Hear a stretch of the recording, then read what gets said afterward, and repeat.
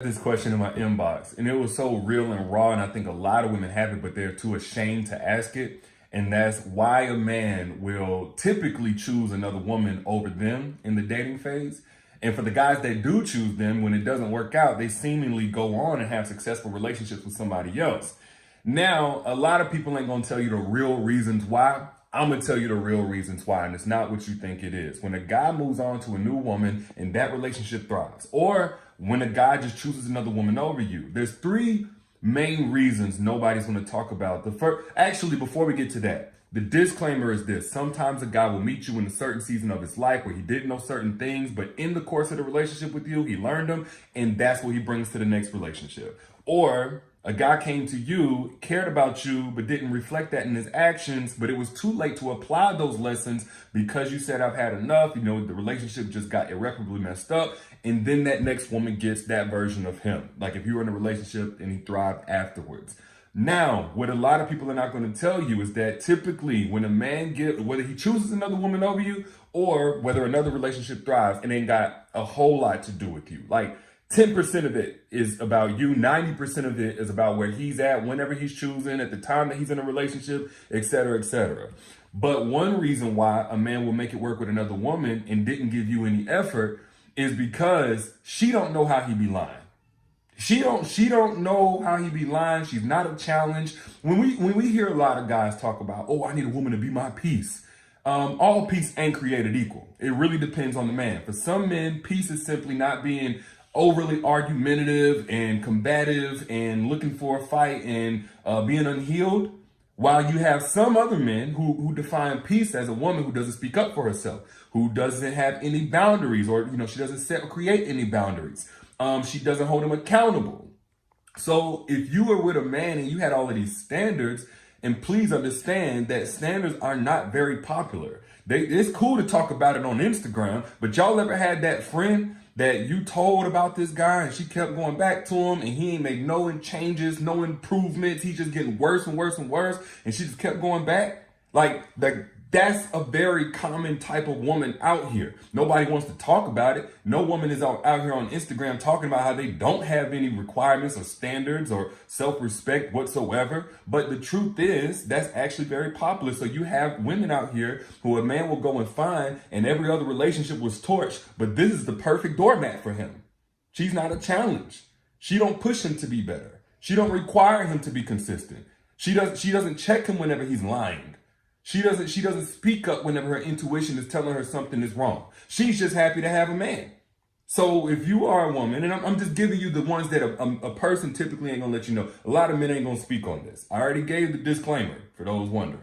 But when a man moves on and it works out in the next relationship, and you genuinely believe that, hey, I was doing the thing I was supposed to be doing in my last relationship, and this man ain't changed. Why is he over here thriving while I'm still over here single or waiting, et cetera, et cetera? You have to also qualify the woman. You have to qualify the woman. Now, a second reason why a guy may thrive in his next relationship, but torch yours and give y'all really a chance or anything like that, could be because him and the next woman's toxicity is compatible. You are a square peg trying to fit into a round hole, and they're both squares. They're both toxic, but they're explosive for each other. They're good for each other. They both want to do drugs. They both want to be lazy. Yeah, they can show the highlights. Anybody can show the highlights, and everybody typically shows their good parts. But we never know what's going on behind closed doors. They be having all kind of fallout fights, bringing each other down. You just ain't seen the culmination of it. Okay. And the reason why I want to say that is because I don't want anybody out there looking at their past relationship partners thriving in a new relationship and immediately go to change something about them. The only thing you may have done wrong in your last relationship is stay too long. That may have been the only thing that you've done wrong. Another thing that you may have done wrong is being healthy, trying to change another person's unhealthy habits to be healthy like you, when everybody don't want to be healthy. Everybody don't want to be healthy. You think about like food and working out. Everybody don't want to do that. Everybody don't want to be drug free. Just because you know it's for a person's good don't mean that they want it for themselves. So sometimes a man just needs to find his toxic match. And there are some toxic women out here. Some women who would cheat back, and the women, that got their own bad habits, women that don't know how to resolve conflict like an adult or like with any type of respect. And sometimes a man needs somebody, that's just as toxic as him. And just because the relationship lasts don't mean that it worked. There's a lot of things that last a very long time that ain't no good. Slavery lasted like 150 years. That wasn't good. Straight up. Now, a third reason why a guy will not give you his best and then move on into a new relationship and thrive with that person is because he's met his karma, but he don't know it yet. And you don't know it yet. It don't look like it yet. Everything looks good. She's cute. She's happy. He's, oh, I'm just, all for this woman and she's my everything and she's my world. But he has not met his karma yet. She ain't took him for half yet. She ain't got caught with his best friend yet. She, she ain't brought him down yet. She ain't mistreated his children yet. He took you for granted. He played with your heart. He played on your name. He played in your face. Whatever he did.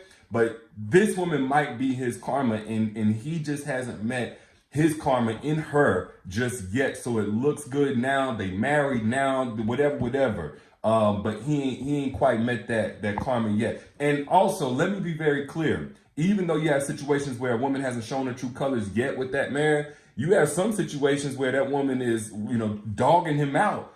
But the same type of insecurities you had, he has, and she's found those to leverage those.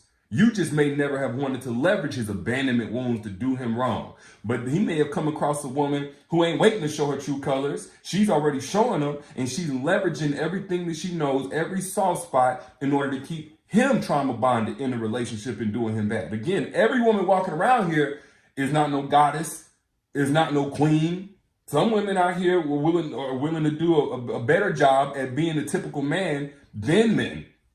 And I also want to be very clear. That's not typically where a man is at in terms of being insecure. Like, a lot of women come into a relationship with insecurities to leverage because they've been mistreated. External voices became internal voices about their value and their worth, and that wasn't good, that kind of thing. A lot of men, not all clearly, but a lot of men are actually insecure in relationships because of how they treat their woman.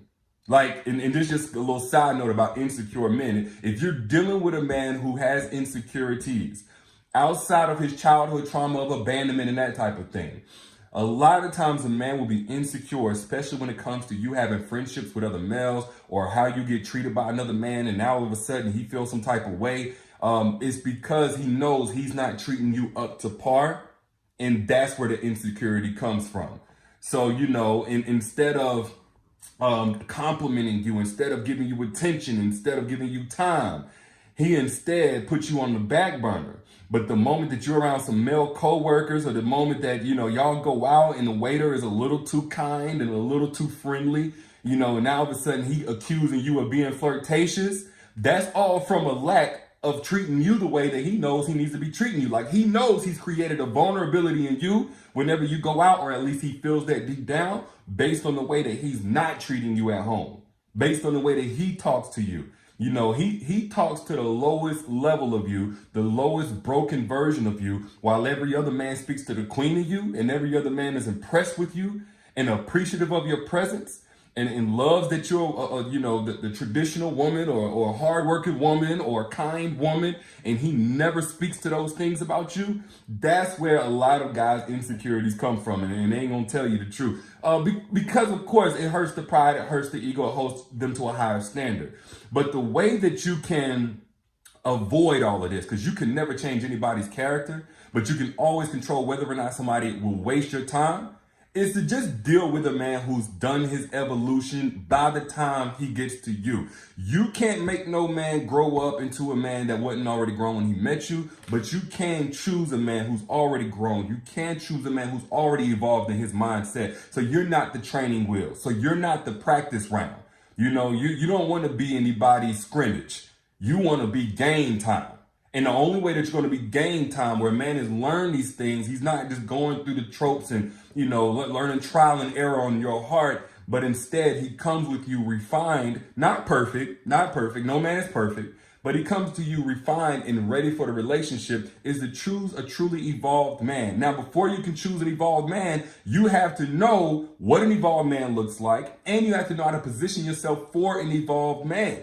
Now, we already talked about that. I went in on that step by step. I actually broke that down, the strategies on how to make evolved men crave you. If you have not gotten access to that masterclass, it's absolutely free right now at the link pinned in the comment right there. And also at the link in the caption whenever you back out. Secrets to making evolved men crave you. So you can choose the one that's right for you from several evolved men. A lot of today's women are looking for the man. Oh, I don't know where he to be found. It's all about what you're doing to be found. And more specifically, what you're doing to attract men to finding you and the right men to finding you so you can end these patterns of getting your time wasted. But back to what I was saying. Whenever you are having a pattern of guys who are not showing up for you in a relationship, or y'all on the dating scene, and they seemingly are choosing other women outside of you, don't personalize it and think it got something to do with you every time.